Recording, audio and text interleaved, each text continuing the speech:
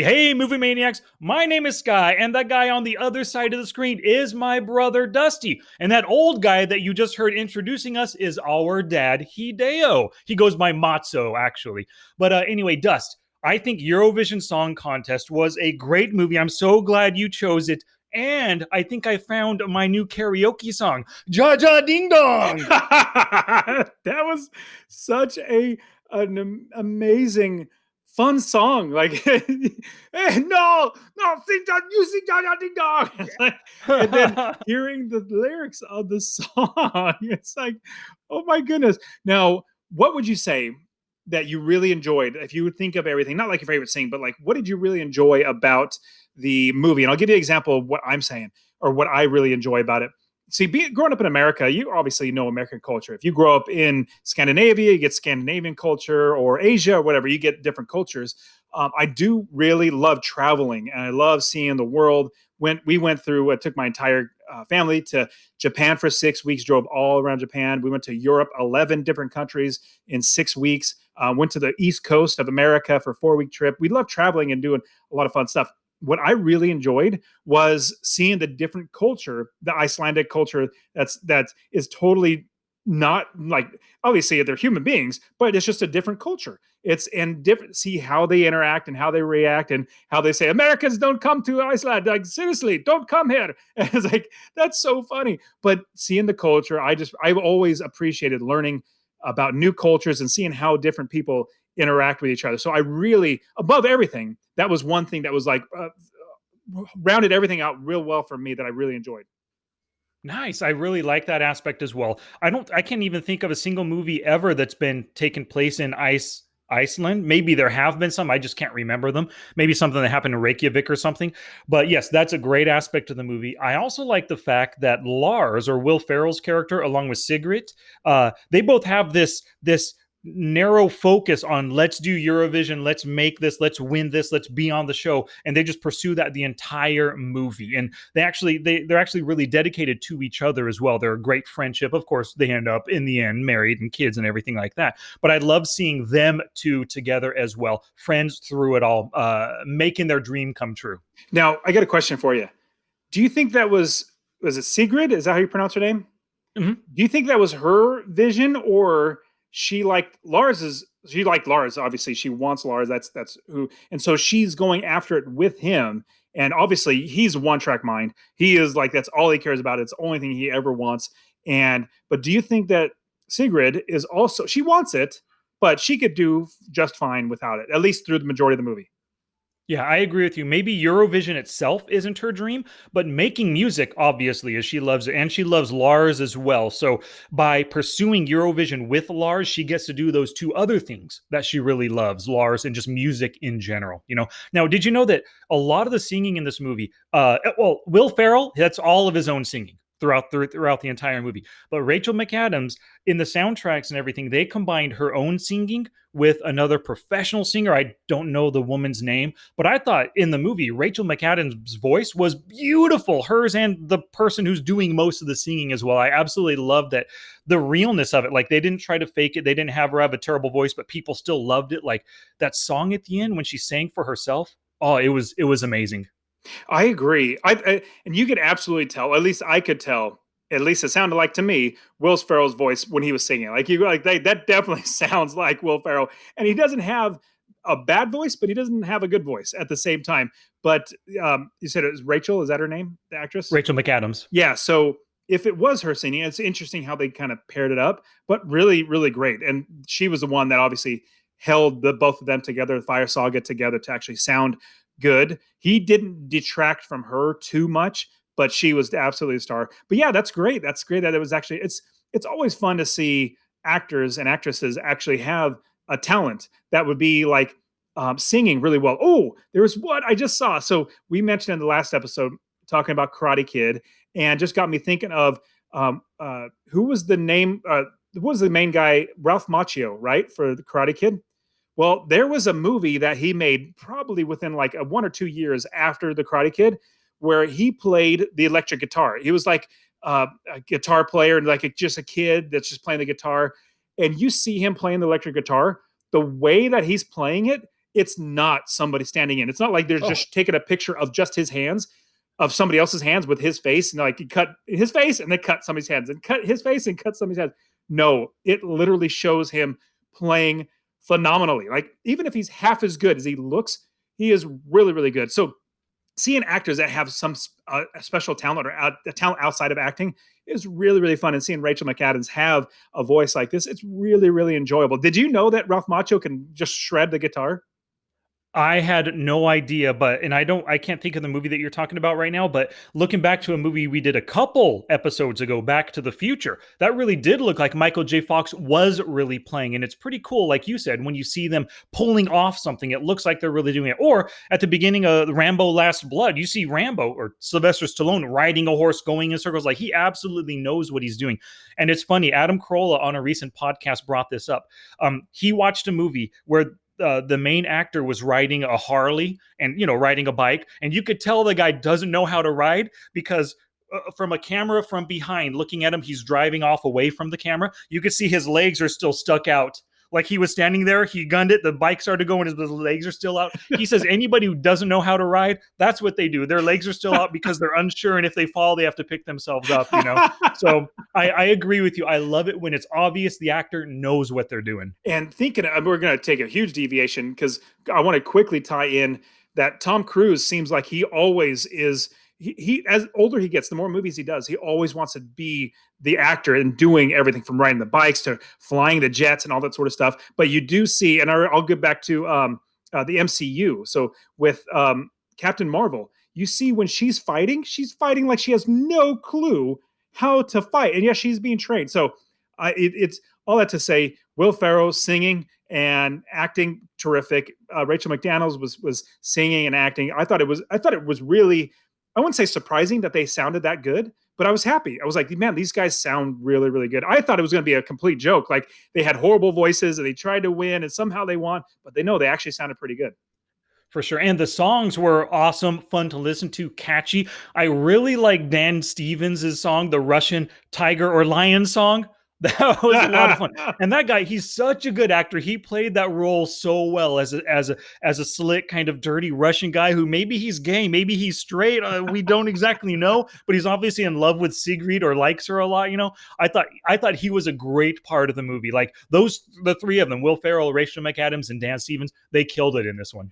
I love, and this is something Will Ferrell's good at. He does it in a lot of his movies, but he over or the content, or like what they're actually saying in the movie, is over explaining something. Like uh, for some reason, it's just so funny, and they actually have it in the trailer.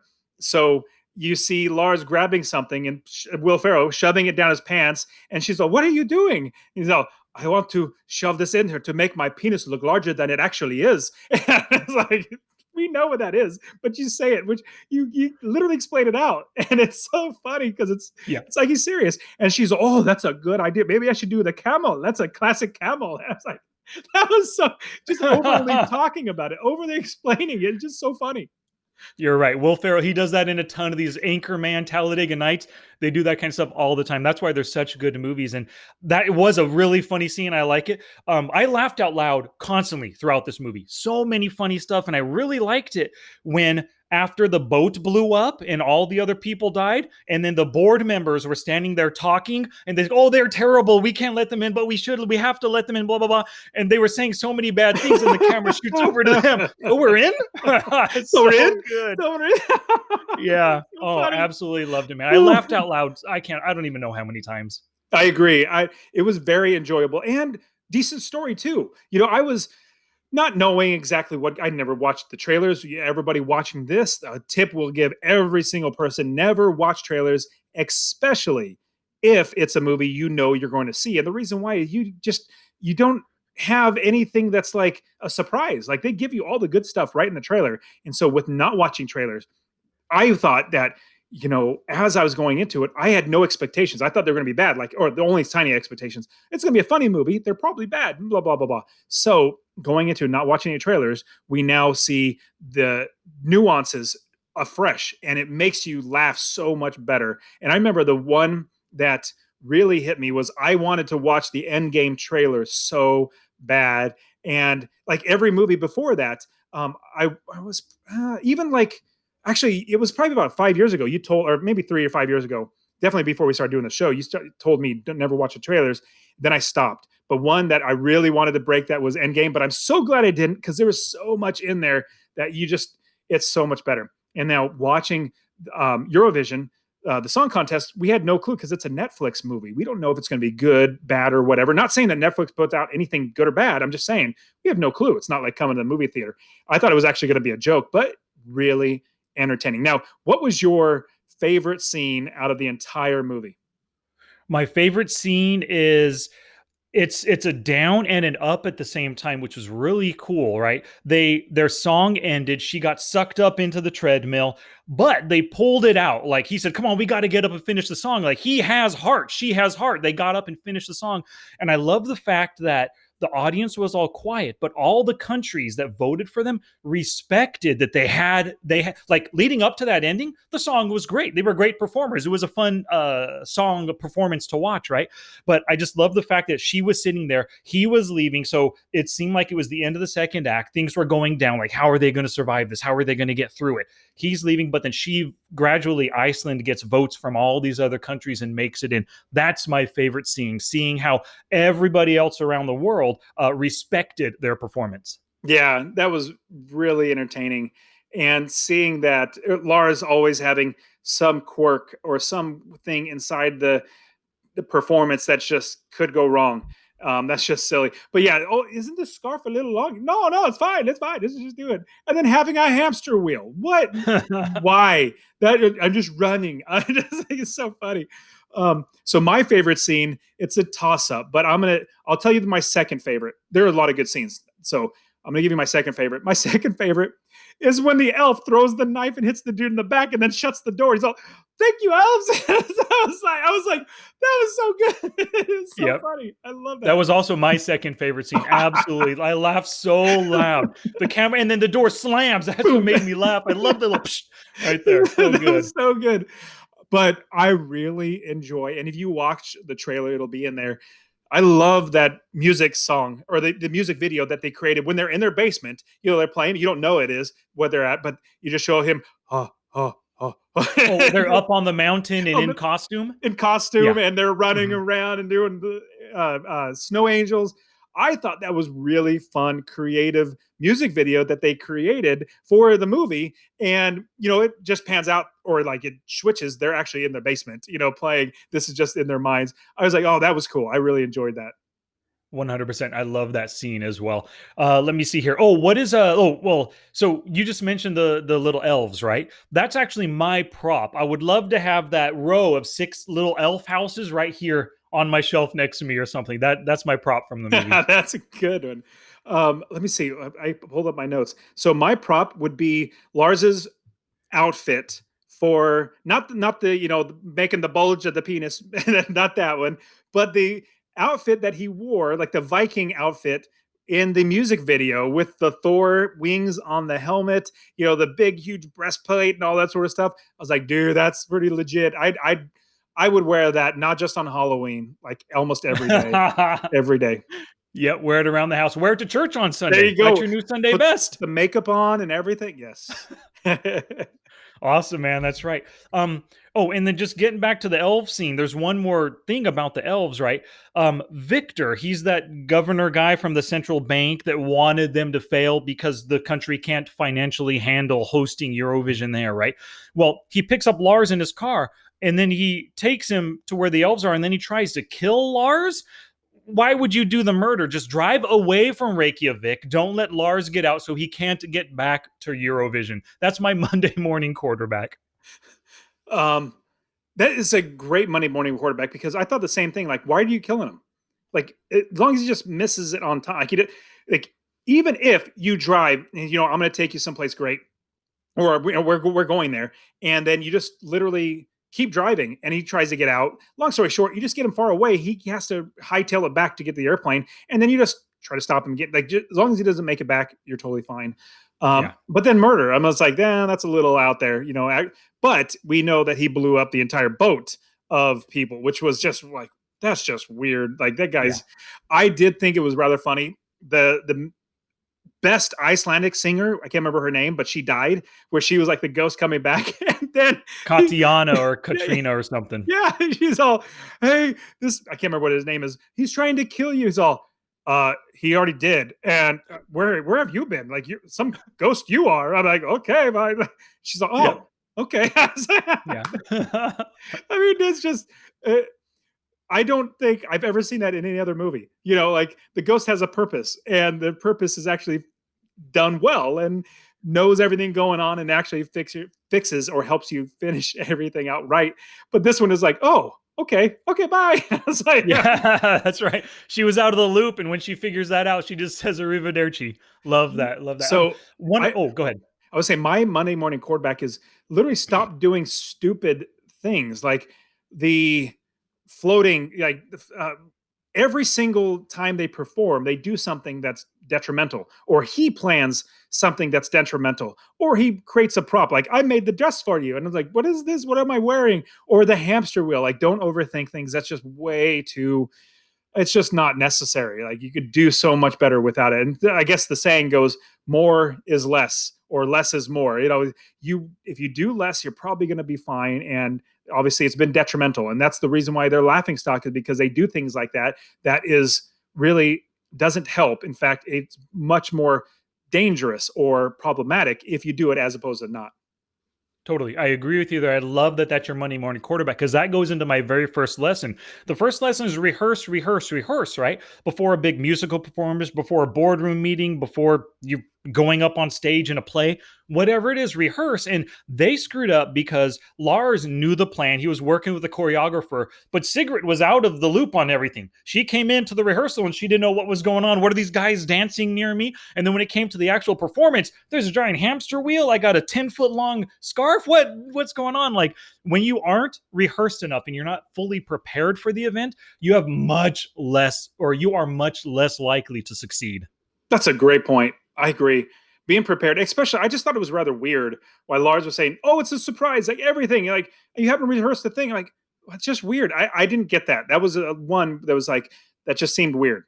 You know, this is the biggest day, like Eurovision. You're actually in here. You're gonna pull a surprise. Okay, so that was a little off. So my first lesson, it's okay to be a dreamer. And obviously, Lars is a huge dreamer. And I even think it's okay to dream big. You know, think big, dream big. It's okay to do that.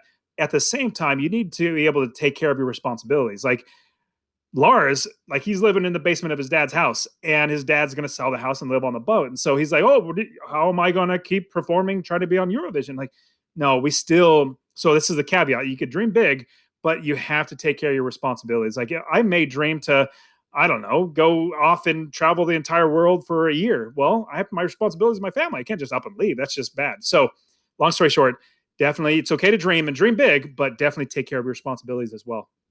I love that lesson. Really good one for everybody, whatever your dream is in life. And my second lesson goes kind of along the same lines. Mine is don't quit on the thing that you love. Right? Lars loved Eurovision. Of course, he loves Sigrid too, so he took her along for the ride. We had discussed it earlier. Sigrid loves Lars and then singing, so she went along for the ride as well. And they never quit. Lars quit after that terrible performance, and he was tired of getting laughed at. But he came back and did what he should do, and they gained a ton of respect, not only from their own country, but for the citizens in their hometown and the rest of the world as well. So never quit on that thing you love. I think it's a great point. And it kind of goes, it would definitely goes into my second lesson is it's not over till the fat lady sings. And he leaves before he even hears the results. You have no clue. And I loved how Sigrid said, no, I am here. I'm going. And Lars, no, you're coming with me. You do what I tell. And like, she's like, no, I'm gonna. We didn't do well at all. In fact, we were horrible. And if we didn't get 0 votes, I'm gonna sit there and I'm gonna take it because that's what we're here for. I'm not gonna give up beforehand because you never know. You might get a vote. You might get 10 votes or however many they got and actually win, but it's never over until it's actually over. I love that lesson 100%. You're right about that. And she stood up for what she believed in and she stayed there. Now, do you think realistically, if that actually did happen, would other countries vote for them even though their performance flubbed like they did? I don't know. That's a good thought. In general, I mean, we see America's Got Talent. You see other, voting shows here.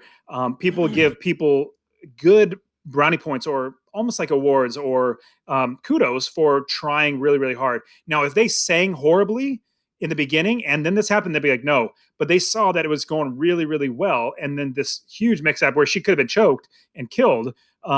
Huge problem with the hamster wheel. So I could potentially see that they're like, man, all that. And I think it was that they got up and they finished singing. Like, you know what? Even though this happened, we're going to push through it. I probably would have voted for them too because hey, they were doing great beforehand. Huge mess up, but they had guts, they had grit, they stood up and they finished it out. I would have voted for them. 100%. I would have given them the vote too, just to give them another chance at the finals to see what their full act is like. Because who knows, maybe up until then, it was beautiful and awesome. Maybe they would have pulled out something even greater, double hamster wheel at the finale or something, I don't know what they could have done, but yes, I would have voted for them as well. So to me, it is quite believable that other countries would give them their vote. Yeah, I agree with that. Is there anything else? Oh, I mentioned him earlier, but Dan Stevens, he almost stole the show. I mean, it's hard to steal the show from Will Ferrell because he is so charismatic. You love seeing him on the screen. You love all the humor from him. But Dan Stevens was not that he was like a full-on bad guy antagonist, but he was good in his role opposite of Lars. And I loved watching him on screen as well. Did a great job. I thought the casting in this was really, really fun, enjoyable. I think they did a really, really good job. The everything from all the Icelandic people were really fun to watch. His dad, oh shoot, Pierce Brosnan, is that his name? Yeah, fun to see him in there, and like, oh yeah, she's his sister. Probably, but probably not. He's got a really good like stern face. Like you could feel the disappointment he had in Lars coming through and just the look of consternation always on his face. I'd say my favorite movie of his is Thomas Crown Affair. I think that was a really fun, enjoyable movie. For sure, it was, and that would be a good one. Last week we talked about what was last? Oh, The Saint, kind of like a heist movie. Thomas Crown Affair is another heist movie, and that would be a fun one for us to cover sometime in the future. Yeah, because I mean, it was back in like what 2000 ish that it came out, right around there, maybe 98, 99, 2000, and it's fun to see how it stacks up. But I remember really enjoying it. It makes you think, oh, what happened, and it was really, really rather entertaining. Yeah. One thing, like I said earlier, it just reminded me. I said that this movie was laugh out loud. I don't know how many times I laughed out loud. But thinking about laugh out loud, there's a show on Netflix called Last One Laughing. Have you heard of that? No, I haven't. Okay. It's a show that takes place in Australia with a lot of Australian comedians all vying to win $100,000 in a contest. Now, it's hosted by Rebel Wilson, who she's very funny herself. But these 10 or 12 comedians are so incredibly hysterical on the show. I highly recommend that you watch it, Dust, at least the first episode. Now, do not watch it with Melissa. This show will offend her delicate sensibilities. So it's on it might be on Amazon Prime. But yeah, it's on Amazon Prime. I apologize. Watch it there. Last One Laughing. And you at least the first episode. And if you can get through the first episode, you'll love the final 5 episodes. Okay, so there's a total of 6 episodes? Yeah. Got it. Last one standing. Or no, last one laughing. Don't tell Melissa about it. Okay. What was your grade for this one? Oh, it's an A. It's got to be an A. If you're a Will Ferrell, if you're a comedy fan, if you so this movie with Will Ferrell is great. And in most of his movies, he has really good co-stars. But Rachel McAdams is incredible in this movie. She's so sweet and so kind, and you love seeing her on the screen. Her interactions with everyone around her, like she's just a nice, genuine person. And Rachel McAdams plays that character so well. So for those two, and of course, like I said, Dan Stevens, great Russian singer guy, I give it an A. Do you remember another movie where Will Ferrell and Rachel McAdams were on together? No, I can't remember it. It was Wedding Crashers. So Will Ferrell was not the main character, but Rachel McAdams was part of the main character. The woman that's like getting going to marry what's his name. But yeah, so that they're actually playing together in that movie. At least I remember that. But I could have swore I saw that the writer of Wedding Crashers wrote this one as well. I didn't realize that, but Yeah, that's awesome. And Wedding Crashers is one of the best comedies of all time. I would it's love to hilarious. discuss it with you on this That was podcast. hilarious. But I know Mhm. Will Ferrell also was co-writer on this movie. So yeah, Will Ferrell is very funny. It was a very enjoyable. So I don't give it an A because there would have been a lot of other things that I would like to have seen. I don't know what they were, but I give it an A minus. It's definitely above a B. I give it an A minus. A solid A is almost there, but I give it A minus. Cool beans, cool. So before we end this puppy, anything that we've failed to mention? No, that's it, man. Cool. I think I'm good as well. So this movie was your choice. Next week, I want to learn from a movie that I really, really enjoyed. So I don't mind watching it again with you and then discussing it with you. It's called The Hunt. Does that sound good? I I've never. Well, I could have swore I saw something. Did it come out like right when the coronavirus started?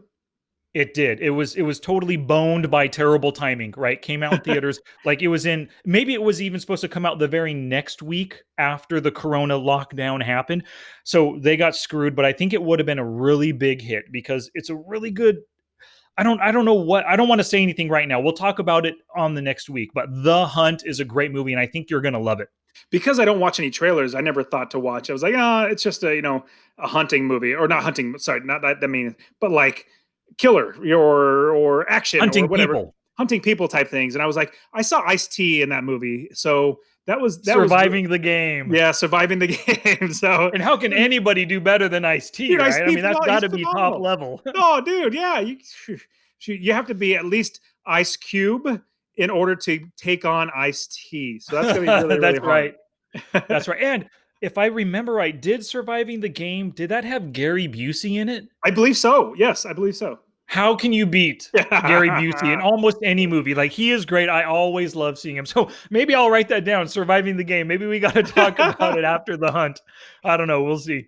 But anyway, everybody, thank you so much for watching this episode. If you're watching on YouTube or listening to it, if you've downloaded the podcast, you know what we think about Eurovision Song Contest. We want to hear your thoughts as well. So go to the show notes page, watchandlearnpodcast.com/Eurovision, one word, Eurovision right there, and leave us a comment.